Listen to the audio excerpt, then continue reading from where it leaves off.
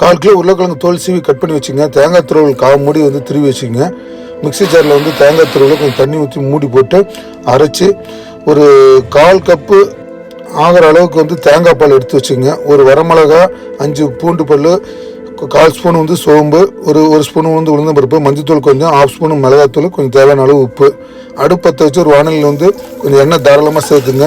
இந்த உளுந்தம் பருப்பு, சோம்பு, வரமிளகா, பூண்டு இதெல்லாம் போட்டு நல்லா வணக்கி விட்டு கட் பண்ணி வச்சா இந்த உருளைக்கிழங்கு ஆட் பண்ணுங்க. இந்த மஞ்சத்தூள், மிளகாத்தூள், உப்பு ஆட் பண்ணிவிட்டு நல்லா வணக்கி விடுங்க. ஒரு 5 நிமிஷம் அடுப்பு வந்து மீடியமாக வச்சு உருளைக்கிழங்கு வேகிற அளவுக்கு நல்லா வணக்கிடுங்க. உருளைக்கிழங்கு ஓரளவுக்கு நல்லா வெந்து வந்ததுக்கப்புறம் தேவைன்னா கொஞ்சம் எண்ணெய் ஆட் பண்ணிக்கங்க. உருளைக்கிழங்கு ஓரளவுக்கு வந்ததுக்கப்புறம் இந்த தேங்காய் பால் ஆட் பண்ணுங்கள். தேங்காய் பால் சேர்த்ததுக்கப்புறம் 1 நிமிஷம் நல்லா தேங்காய் பால் நல்லா சுருண்டு வர சமயத்தில் வந்து இந்த ஸ்டவ்வை வந்து ஆஃப் பண்ணிடுங்க. இந்த உருளைக்கிழங்கு சுக்கா வந்து சாப்பிட சூப்பராக இருக்கும். கண்டிப்பாக வீட்டில் பண்ணி பாருங்கள்.